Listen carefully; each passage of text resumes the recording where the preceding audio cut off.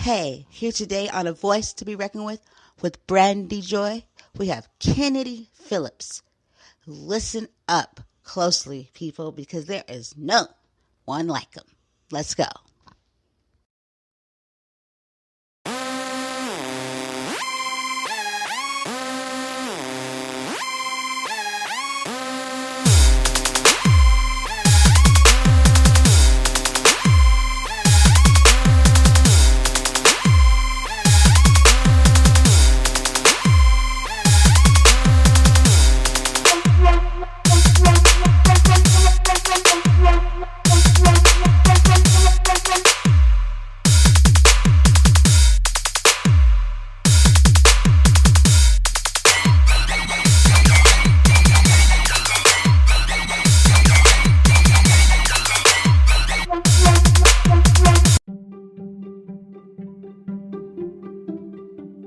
Hey, everybody. I am here with Kennedy Phillips.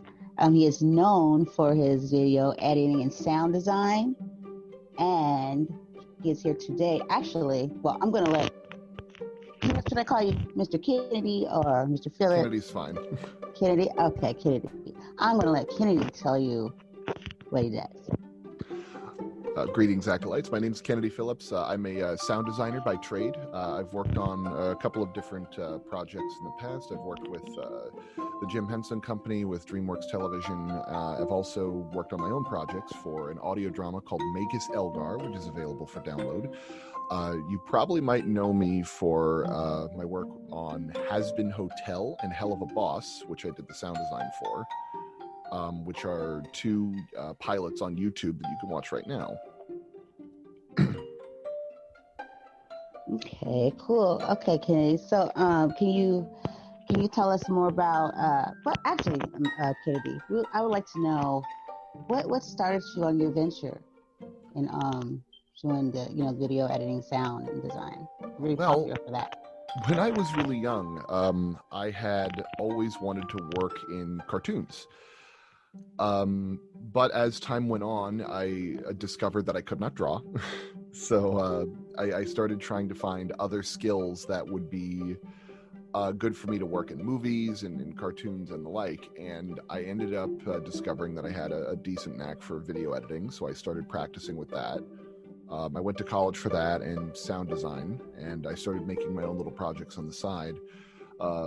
Almost all of the stuff that I did in my spare time was kind of focused on trying to get myself good enough to be able to do this kind of thing. And I like to think I'm at a point where I'm decent, but of course, there's definitely room for improvement.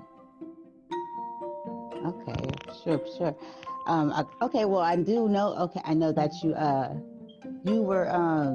lived on a boat with your parents for the first 12 years.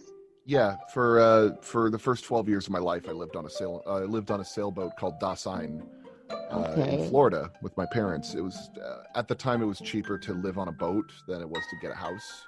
Mm-hmm. Since my parents were both like home health nurses in Florida, they were driving around a lot, moving around a lot, and having the boat be able to move wherever we wanted to go was liberating in a sense. We weren't really pinned down any one location. Yeah, that sounds pretty fun and like adventurous too. So I think that's pretty cool. Yeah, it was absolutely a delight. I mean, there was like restrictions of our living conditions. Like I lived in the bow. My bedroom was literally like in the bow of the ship, so I was close to the anchor room. I probably couldn't fit there now, considering like how large I've gotten in that time. But no, we did a lot of sailing. Actually, when I was 8 years old, we had joined the Round the World Rally for Expo 98 and 99, and we sailed around the world. My family and myself. Wow, that's pretty amazing. So I'm taking it that's where a lot of your ideas and things came from when you were traveling as a young kid. Yeah, well, I spent a lot of time out in the ocean with my folks, where we didn't really have many opportunities to entertain ourselves. in terms of we didn't have like access to all the most up-to-date movies and stuff. We had maybe like 50 VHS tapes to last us a full year and a half, and those got worn out pretty quickly. So what I would end up doing with my sister is that we would do improv. Of course, this is like improv from like a 9-year-old, but it was still like something to entertain my parents for them to do while there was like long, very, very long periods of just nothing. Wow. I bet your parents were entertained. For the most part. I mean, they seemed to dig it, but of course they were also incredibly sleep deprived, so their opinions were not exactly grounded in sanity. How did that work out with like going to school and stuff? Well, I got homeschooled for 2 years of my life, which I managed to burn through my education so quickly that when I got back, I had skipped a year. Just because we just did it all in one go. They had this, I think it was called Calvet, or it was some kind of homeschooling program, which I cannot remember the name of right now, but it was actually interesting because there was a lot of times where I'd be learning stuff as I was in the country that I was learning about. Wow. Like I was learning about ancient Egyptian mythology while I was in Egypt, which was really cool. Awesome. Oh, okay. So you've had a very worldly life. Yeah, now I'm boring because I bang pots together in an office building. That sounds like fun too. I mean, to be honest, my sister and I both took very different conclusions from the whole sailing around the world thing. I kind of developed an appreciation for stability, of like, you know, having a place you can call your own and be yours. And I kind of I shifted my life to taking the adventurous risks in my career path with, you know, the film industry and stuff, because it's not a very stable job, being in the position that I'm in. Meanwhile, my sister, she took the opposite opinion of like, she wanted to be a woman of the world and had gone off to wilderness to better understand the environment and how best to take care of it, because she's an environmental scientist now. Oh wow, okay, that's pretty awesome. Do you think her passion, well, her choice was also from how you guys grew up and you traveling? Cool. Absolutely. We did spend a lot of time together when we were out at sea, mostly due to the fact that we were the only two people of our age that we could talk to until we hit land. But, you know, we made a lot of friends. We met a lot of people that were just vastly different from our lifestyle. And it helped give me a better understanding of how abnormal my own life is, and that I shouldn't make the assumption that everybody lives in the same kind of condition that I do, because obviously, but I mean, it's like obvious for like a person my age, but like at 9 years old, it's not something that you even consider, that right, people would have lives that look practically alien to yours. Okay, so I see. So you went to University of Florida for your audio dramas. Is that when you started? Was that more social for you? Was that around the time when, you know, that you were engaged, going to school and being around more people? Well, when I went to college at UCF, I had gotten a scholarship and it was really cheap for me to go. I had wanted to go in there for film, but they wouldn't let me in the program. So I ended up gravitating towards cinema studies, which was a little bit frustrating because all the teachers there were avant-garde filmmakers, which were like these really, really pretentious auteurs who are not here to entertain the masses. They're only here to express the advancement of culture. And it was aggravating. But I did spend a lot of time practicing making audio dramas, and I even did back in the day when it was first starting off, I did an abridged version of Pokemon, which Wow. is floating around on the internet somewhere. But I got banned hard by YouTube back in the day for that. That was still like a really not okay thing for people to attempt at the time. That's funny. My son, he loves Pokemon. I was was showing him. I was like, he's into like all kinds of he's more, with this kind of stuff. He knows more. So I was like showing him. I was like, so have you seen this one and stuff? And he was just like, yeah, I've seen that, and but he doesn't really engage much anyway with me when I'm trying to show him stuff. So I don't know. I was trying to show interest, with him too, Mm-hmm. so he can put me up on game. I was like, I was doing myself. But no, I was actually checking out some of your seasons of Magus Elgar, and then I noticed it's like a magical. I guess okay. So when you first start, if you read it, you start off, you kind of like, whoa, okay, wow, whoa, and I guess you have to. Because I didn't get to read to listen to anything really. I kind of just was reading a lot, of the descriptions of everything. Mm-hmm. So to me, I just got like correct me if I'm wrong, like a sense of like a magical type of like a trippy. Is it kind of like a trippy? That's the sense I got from it, and I like stuff like that. So it's not your average. There's nothing really much like it actually.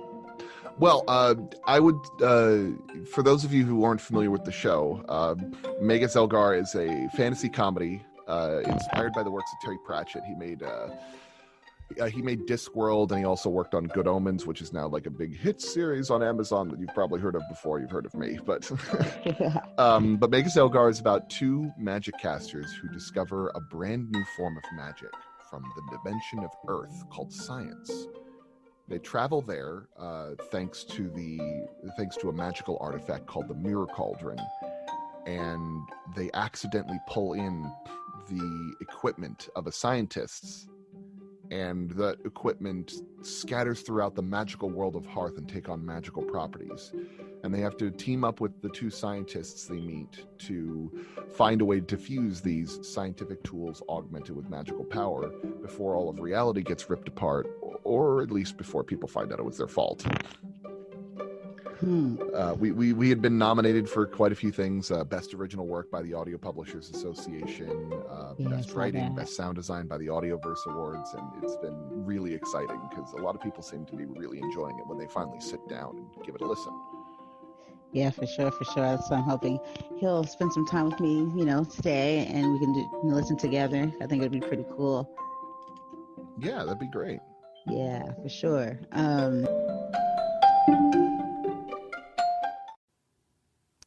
Hey, if you haven't heard about Anchor, it's the easiest way to make a podcast. Let me explain. It's free.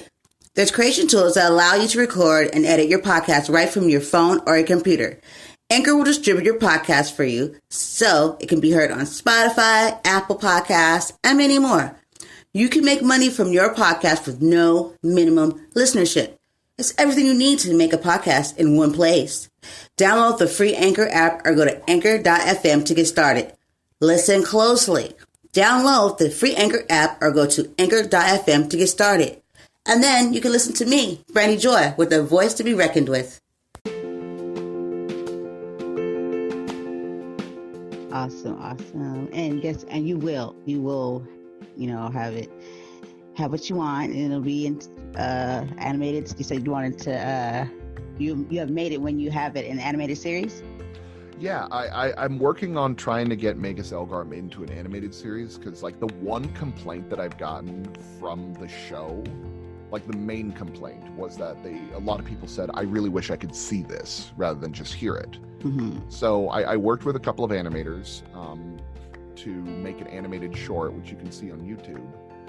And it was cute. Like, people really seemed to like it when they got to see it. And I started trying to move forward with it to see what I could do with it and see if I can make it into like a full thing.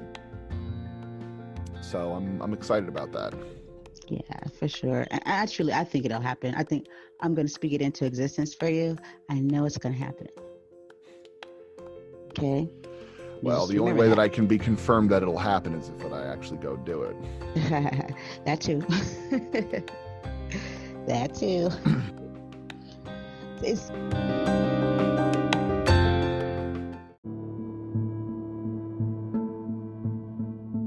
some kind of project you want to take on that's Well, I have challenging. I do have a big project that I've been wanting to work on for years now.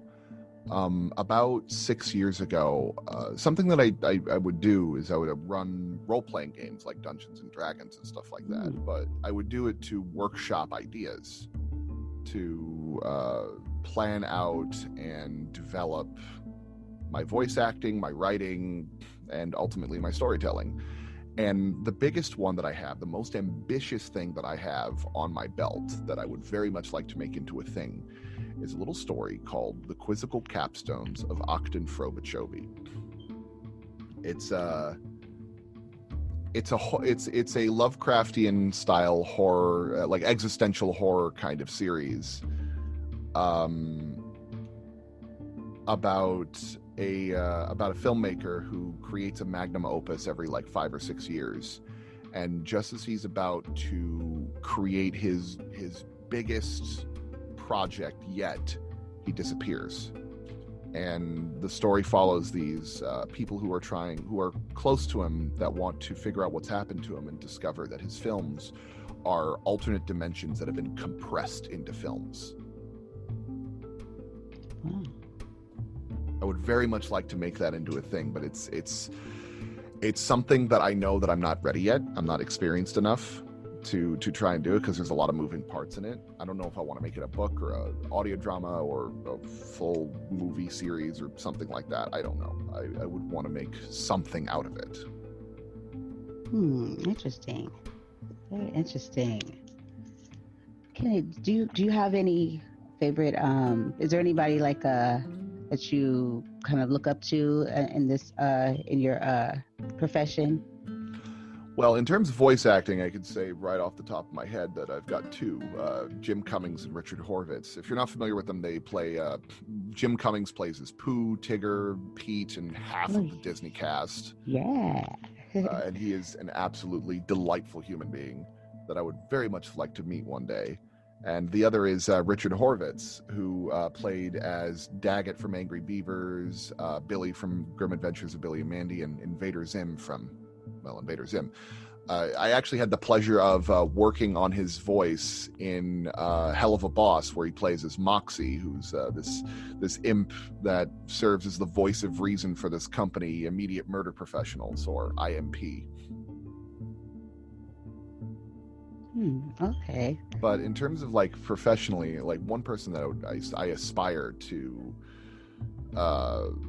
really challenge a lot of ideas in terms of concept, in terms of writing, is Edgar Wright, who is the director for Baby Driver, for the Shaun of the Dead series, among other things. He is a delightful filmmaker. He, like almost every film that he has made, I have just been head over heels for, just because he has such a very interesting idea on how he portrays his story. Would he be someone you would like to work with one day? He would never work with me, man. I don't think I'm fast-paced enough to work with him. He had one of his editors for Baby Driver. They had his editor working on set constantly every day, where he would be editing the project remotely. And the reason why they did that was because Baby Driver was supposed to be a form of musical where everything was done to the timing. And if any shot was wrong, they would have to reshoot it on the day. That editor ended up framing the keyboard that he used to edit that project, and this thing is just barely hanging on a thread.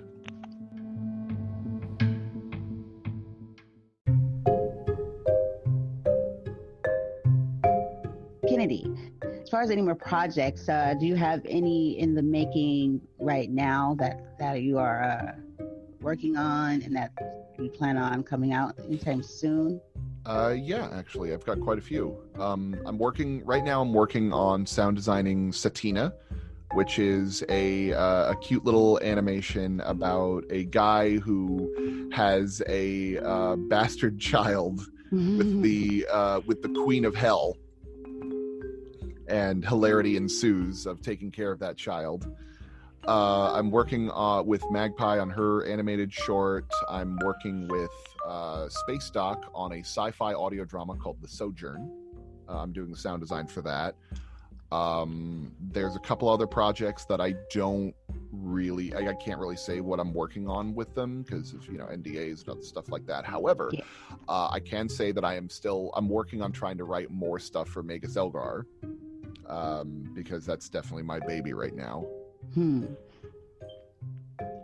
That's cool. So, is there anywhere that, or do you plan on? Is there anywhere that people can get memorabilia and all that stuff for Magus Elgar?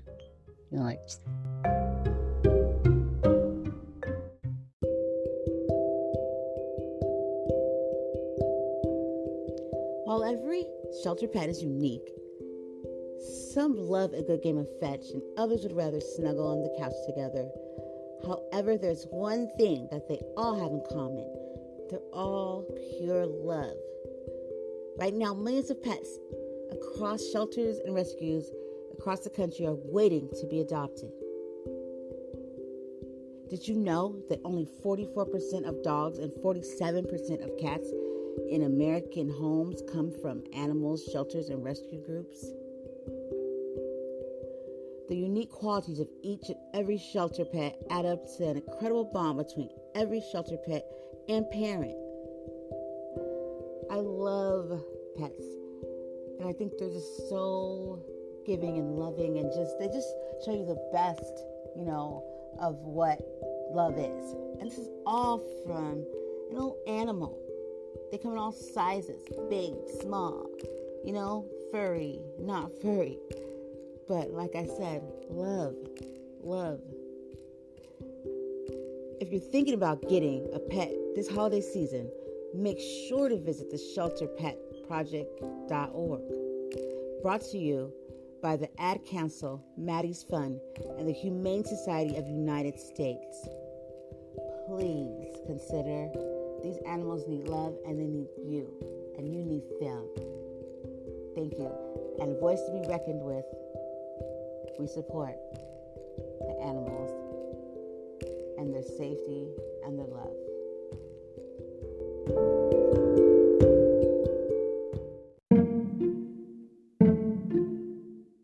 Is there anywhere that any of your fans could go to? Do you have yes. Memorabilia and stuff that? Well, I do sell posters for the show. I haven't gotten enough interest from my fan base to want to get materials and stuff to shirts and things like that, but if I get to that point, I would very much love to do so. But if you want to listen to the series, the best way to support it is if you want to pick up a copy of yourself from wherever audiobooks are sold, iTunes sells it, Audible sells it. But if you're not interested in doing that, you can still listen to the series for free. We're available on Spotify, wherever audiobooks are sold, wherever pods are cast, any of your favorite podcasting services, you can grab a copy of it. And I hope it'll be a good romping drive for you, since it's about 5.5 hours, 11 episodes, and it's perfect for commuting or whenever you're traveling on your own or when you're jogging in the park. Would you say is it geared more towards more what age group? You say would be just perfect for? I would say it's great for ages 12 and up. Okay.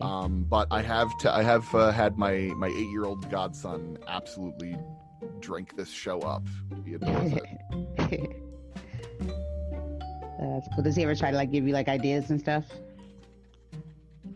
Yeah, he's been asking me a lot of questions about the show and so on and so forth, and it's been a lot of fun. That's awesome. Okay. So that's pretty cool. I've learned a lot sitting here and I'm listening, and I'm actually kind of excited to listen. I know when I listen, I'm going to want to see it too, because I'm just that person. I'm I want to see, but I have really good vivid imagination. So that's why I know that you definitely are going to go far with this, because you just seem like you have a lot of passion and drive, and you're very excited about it. Well, thank you. It's the only way that I keep convincing myself that this is a good idea.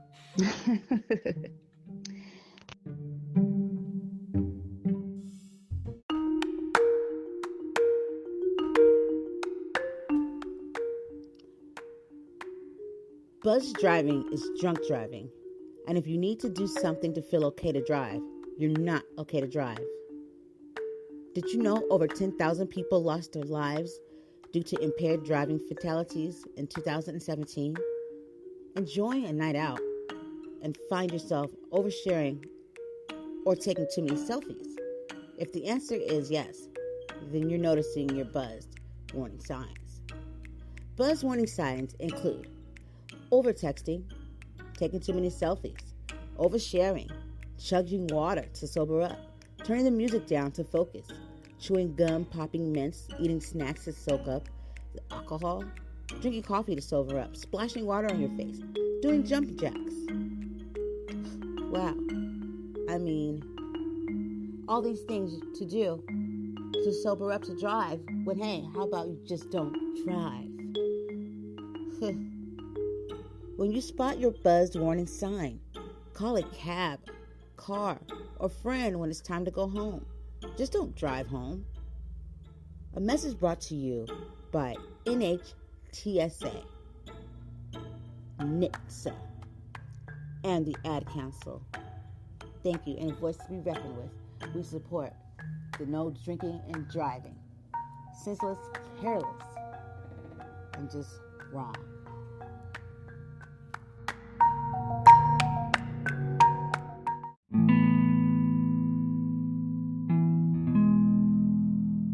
I think it's a great idea, and I think it's a very commendable, and it shows others, how to follow something and not give up. Because I also heard you say, you had your downfalls too, where you wanted to give up, but you didn't.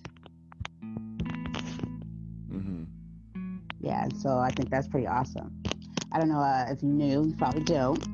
But I'm an advocate for. I'm a teacher. I work at a school, but I'm an advocate for bullying. That's like wow. Yeah, very much a hot topic right now. And not even a topic, it's an issue. I will freely admit that I was bullied as a child, and I turned out fine. And you see, 99% of everybody, no matter what background or where they're from, have had some kind of bullying happen to them, in their lives, and some's more severe than others, and but it's just still not a good experience, and it still doesn't make it okay.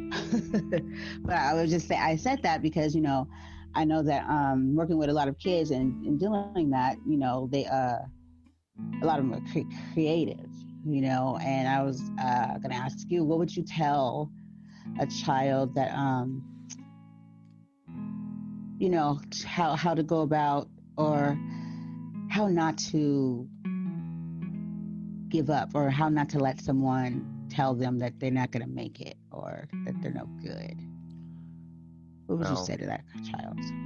I'd have to unpack that a little bit, because I know that I would love to say something that might not be the best lesson for a child, considering that I had to learn it the hard way, because I ended up having to fight back. Mm-hmm. But the idea is that a lot of the things that you do as a kid often really comes from a place that not a lot of people are going to understand. Right. You're going to feel like nobody is interested in understanding who you are. And for a while, that's going to be frustrating. But the reason why you're doing this, why you're doing all the things that you do that you like, is because it's for you. If you find people that are interested, share it with them. If they're not, well, it's not for them. It doesn't have to be for them. You don't have to adhere yourself to an identity that other people expect of you. You don't have to be like them. You just have to come to a point where you decide, I want to be myself. And that they should not have the right to take that away from you. Take your stories, take your ideas, take all of the wonderful creative magic that you have inside you, and make it yours. And they can never take that away from you. Oh, thank you. That was pretty awesome.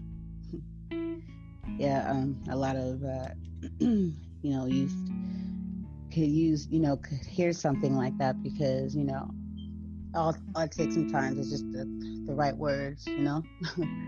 Yeah. And I try to tell the kids, I'm like, talk to each other, use your words to build, not to tear down. That saying they said, sticks and stones may break your bones, but words will never hurt. That was baloney. Yeah. Who came up with that dumb stuff? So yeah, words kill. And the sad part is, there have been a lot of children that have went to that extreme, and that's where I come in. And my son has been through it. He's 12. He actually just put him in a second or third school, due to the lack of supervision or safety, from the school, and it just happened way too many times, and it was physical each time. Yeah, something that always really drives me nuts about that whole thing is that there's so many kids who are getting bullied or getting or having tons of problems at their school, and just adults just don't listen. And I just find that baffling, because children are much smarter than adults seem to assume that they are. They don't know better, they're not going to be able to get it. But no, a kid knows when you like them. A kid knows when you're pandering to them. Oh yeah, for sure. But most of all, a kid knows when you're not taking them seriously. Yep. And to have that happen when you are in a state of fear and confusion with bullying, that is the worst. Yeah. The reason why I said that I didn't want to tell a kid what I had been going through with it was that I was getting bullied in 6th, 7th grade, to the point where I pretended to be sick to get taken home. And my dad dropped out of work to come and pick me up. And when he looked at me and saw that I was fine, because he was a nurse, he got angry. And I conceded that some kid was bullying me, and I could not take it anymore. I couldn't be in the school. And he stops the car, slams on the brakes, and turns around and says, "You're not coming home until you punch that kid." It's not the greatest lesson to teach young kids, but it was a lesson that I needed to learn. Yeah, for sure. I needed to be willing to stand up for myself to continue to exist in a space that I needed to be in. Yeah, for sure. I totally understand that. Yeah. And my son, he had to make some choices, and I just let him know. I said, you don't have to allow someone you can protect yourself. There was actually the adult there that told him after the last one when he got punched that he didn't have the right to protect himself. I was like, yeah, we gotta get you out of there. Supposed to sit there, just let him until somebody decides to come or to, whatever it may be. So that made no sense to me. So that's when I knew for sure. Well, not for sure. I was for sure after this, the third time. And, but yeah, it's crazy how in school it's different. It's they don't take kids seriously. And that's assault. Somebody punches you and kicks you. Now I'm walking down the street and I do that, I'm going to jail. But now if I'm in school, what, you get a slap on the hand, or what? Kids do that, or they just take it a little bit lighter. I don't get it. I want my son to know at all times when he's been assaulted, or I don't want him to think it's okay, it's the norm, and not to say anything. So, but to definitely defend itself, But they have to also know it's tricky with kids too, because you have to know when to pick your battle, and you have to know when something's a little bit too unsafe. When to get out of there. Well, this might not be a good idea, or your surroundings and stuff. So it's really important to pick your battles. Yep. Oh, for sure. That's why it's just so scary because, kids are scary because they don't think like half of us adults to have common sense. I'm just saying, but kids don't have that, but we have like, to think like this isn't a good idea or I shouldn't, or the repercussions of what may happen if we do this. They just do, you know what I mean? And they don't think about the consequences of what may come, or they do it because their friend said, go do that. And they're like, yeah, I'm going to do it. And that's terrifies me. For my son, so yeah, for sure. And I appreciate you sharing, a little bit of your story too, from what you experienced, because we all have something in common in a lot of ways. And that is one thing that I do know. All cultures from all over the world have dealt with some sort of bullying, for sure. Well, Kennedy, so this comes to part of my show where we get to know Kennedy a little bit better on a fun note. Get to know what Kennedy likes, what floats your boat. I just love saying that. But so Kennedy, what is your favorite? Okay, who is your favorite comic? Like comedian? No, I'm sorry. No comic, like a cartoon. Oh, cartoon. Oh gosh. I would say most recently, probably one of my favorites is Gravity Falls.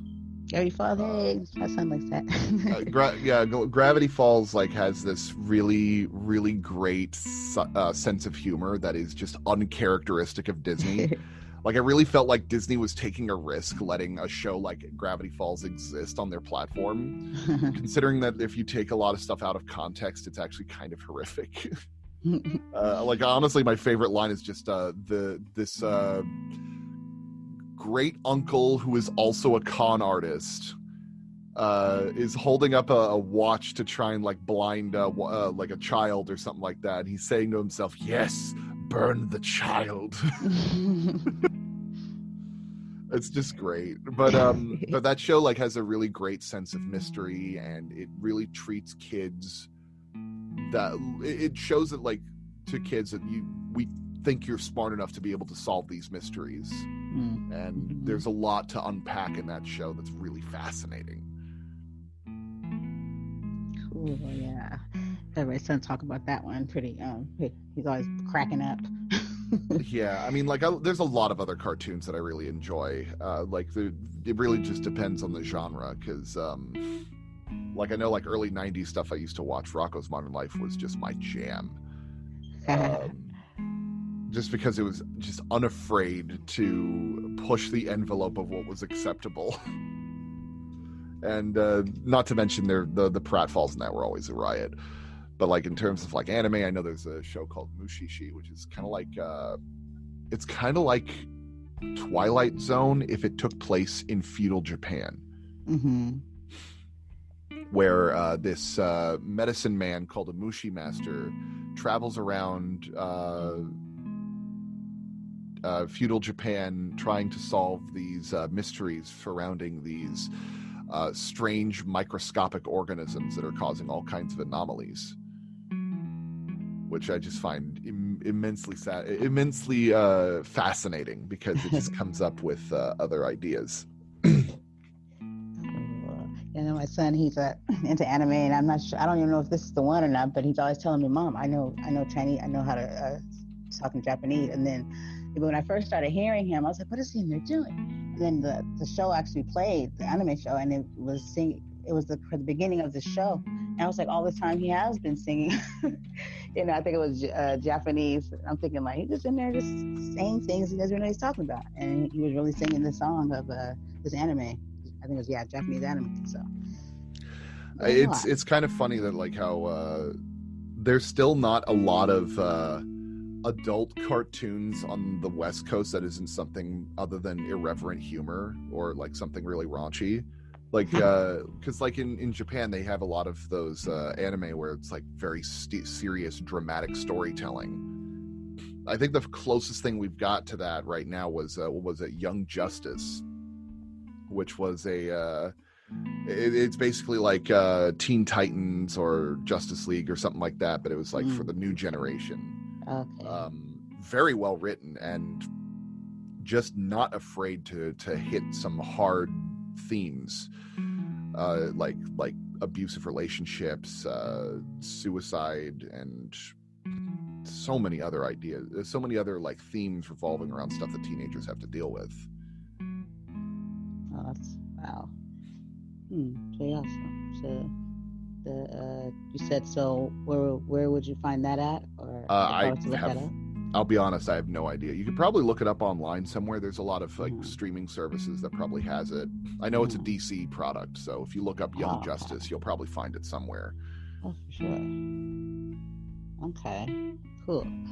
All right, so Kennedy, who is your favorite superhero?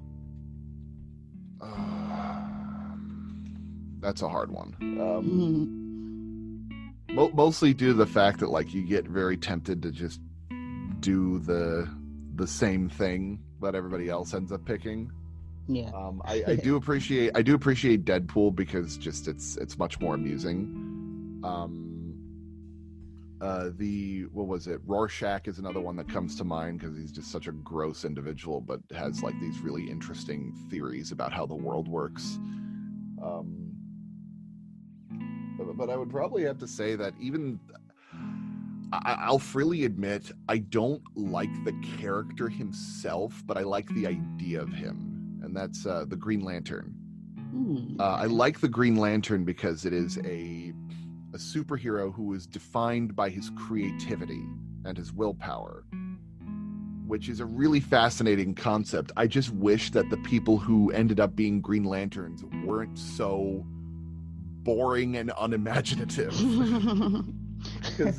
Because I look at so many of the things that they end up creating, and it's like, all right, you have the entire gamut of the human creativity at your disposal. What are you going to make to attack this guy? I'm going to make a fist. Oh, all right, that's exciting. Oh, like I think my favorite was this guy John, who there's an episode of Justice League where he gets turned into a child. And he's sitting there just thinking about all the things that he can make for himself. And he ends up making like this giant battle mech or something to fight. And I'm like, that's cool. That's really exciting.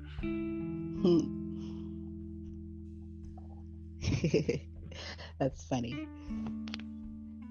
Let's see. Well, not that we're talking about me or anything, but my favorite superhero, I think it's Spider-Man. Pretty lame, just basic, right? Spider-Man. Yeah, I like Spider-Man. Yeah, there's like a lot. It's at that point where like you can just say like, well, yes, you love Spider-Man, but which one? There's many now. There are true. Multiple Spider-Men. There's Miles Morales. There's Gwen Stacy. There's Spiders Man, which is a colony of spiders in a Spider-Man suit. That is true. It's just ridiculous. I just like, yeah, I know, right? I didn't know they even had the last one you just said with that's all the spider. I didn't know. Spiders Man. Yeah, it's my roommate is a diehard Spider-Man fan, and he just can't get enough of it. So like if he ends up catching me unawares, he ends up vomiting Spider-Man exposition to me for like the next hour. And, bless him for it. So who would you say is your favorite villain? Favorite villain? Ooh. Yeah. I'd have to think that one over. Because I know there's a lot where obviously, like, I end up gravitating towards, like, the Batman characters because they have so many good ideas for them. But I would probably have to say... I got two. One was from the original. One was from the original Teen Titans, which was Slade. And the only reason why I liked him is that he was this guy that really like sat in the background and planned a lot of this stuff ahead of time, and he was always one step ahead of everybody, which was just really exciting to see. Whereas, and the other one was like recently Young Justice. I really dug Granny Goodness. She'd been around in a lot of variations over the years of various Justice League stories and Superman stories, but this woman comes from the planet Apocalypse, where she works under Darkseid, where she has this really horrific talent of brainwashing children into being like superpowered villains for her, and she trains them through like the worst kinds of abuse. And it's just fascinating to watch her work and how absolutely terrifying she is. Now, you're talking about supervillains, I'm assuming, right? I mean, I'm not just pigeonholing myself on purpose. Oh, no. Not at all, for sure. Okay, yeah, that one right there, I didn't hear.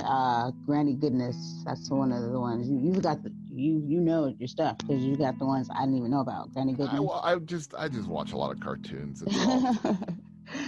My son probably up on that too. He's like always trying to tell me stuff, and I'm like, what? Like, okay, you assume I know what you're talking about, but okay. Okay, so your favorite. Okay, so what is your favorite movie? And that can be any. Okay, so I mean, of course, as a filmmaker, I got a lot. So I'll just give you two. Okay. One was my absolute favorite of all time for a very, very long time, and it was The Fifth Element. Oh, that's with Bruce Willis and Chris Tucker. Okay. It's a great film because I love the setting. I love how interesting everything is, and it's a dumb action movie. They have a lot of fun with it. Yeah, for sure. Not to mention, like, the music always really gets to me. Like, I just really enjoy how the mechanical and metallic percussion they have in this thing. And of course, there is that really ridiculous scene where one of the main characters break dances to an opera and beats the crap out of all of the villains in that. But most recently, I had two movies that really caught my attention: Annihilation and Sorry to Bother You. Now, Annihilation builds itself up as a sci-fi thriller, but you could not. I feel like that is a woefully inadequate description of the terror that comes in that movie, because it's about this team of female researchers who are hired by the military to investigate this bubble that they call the Shimmer, where they walk inside and everything in it starts rearranging and reconfiguring to a subatomic level. And it's just a deeply unsettling experience to watch, and I love every second of it. I know I've heard of it. I've seen that title before. It was this year, right? For 2019.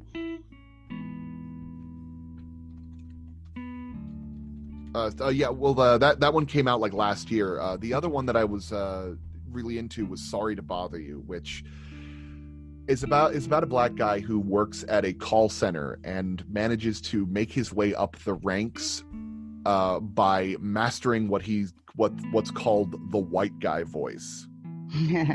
Which when he ends up speaking, Patton Oswalt's voice comes out of him, and it's just amazing. And the less I say about that movie, the better. Just go watch it and enjoy the trip. Yes. What's the call again? Sorry to Bother You. Sorry to Bother You, for sure. That sounds like it's going to be hilarious. Okay, Sorry to Bother You. Okay.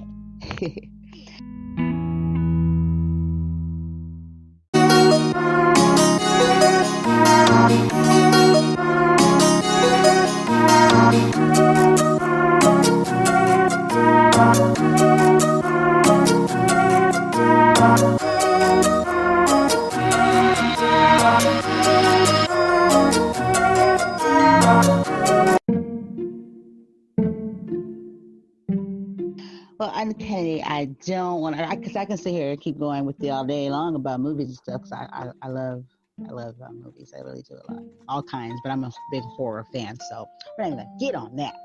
Mm-hmm. Yeah, absolutely. Check out Annihilation. If you're also into other horror films, I'd also recommend John Carpenter's The Thing and Creep. The Thing. I think I've seen that, and Creep is because it has a part 2, right? I think it has a part 2, but I've only seen the first one. The first one's great. When they're under the with the homeless couple. There was a homeless couple in the No. Creep is about a guy who hires a videographer to come in and record videos of him the party talking one, right? to like his son or something like that it hadn't been born yet. Okay, but as time goes on, this guy, you find out that this guy had invited this videographer into his home for entirely false pretenses. Oh. Okay. And it's just a really unsettling movie, and they do such a good job with like just what little they have. Creeps, that's CREEP, creep. Yeah, CREEP. Okay, I'm definitely gonna check that out. Okay, and you said The Thing, right? So is that the done over the one the more up to date one, right? Which one? Thing, right? That's the more up to date. John Carpenter's The Thing. It's the one that came out in like the 70s, not the most recent 2014 one. That one wasn't very good. It was. Yeah, for sure. Yeah, I remember that one too. I'm pretty much like a horror Uber. Like people like kind of get irritated. Like, is that all you watch? I'm like, no. Yeah. But hey, that's my thing. But definitely, we would love to have you stop by again sometime and update us more and come back and talk to us more about, what's going on, and if that's okay with you. Yeah, I get you. Okay, and definitely want to go ahead and let our listeners know again where they can go to watch any and all of your projects, and definitely Magus Elgar. Well, if you want to watch Magus Elgar, go to maguselgar.com, and there's a full list of places where you can download the show for yourself. It's also right on the website itself. You can visit my website at kennedyphillips.org to see more of my work and things that I update every now and again. I need to go and update what I've been working on since then. You can also watch Has Been Hotel or Hell of a Boss right on YouTube. Just do a simple search of that. It's got millions of views now. I think Has Been Hotel is nearing 20 million as of me speaking this. And I would very much love to hear from you guys. I have contact information on maguselgar.com and on kennedyphillips.org that you can ask me questions or even just hit me up about what you think of the show. I would very much like to hear what you think of it. All right. Thank you.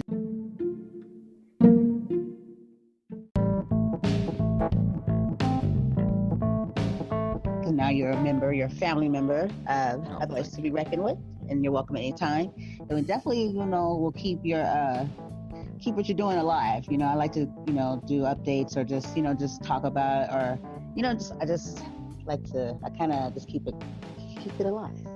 So once you leave, your voice will still be going, and your name and what you do will still be a constant on my show. So basically, that's what I'm saying. All right. Well, thank you very much. You are so welcome, and just remember, you're welcome here anytime. We definitely want the update to see, if Magus Elgar gets to that point to where you want to be, where you have arrived. Maybe one day. All right, well, you take it easy. Thank you for blessing me and my listeners with your time, and thank you for having me on your show. You're so welcome. You have a great day. Have a great day. Alrighty, bye-bye.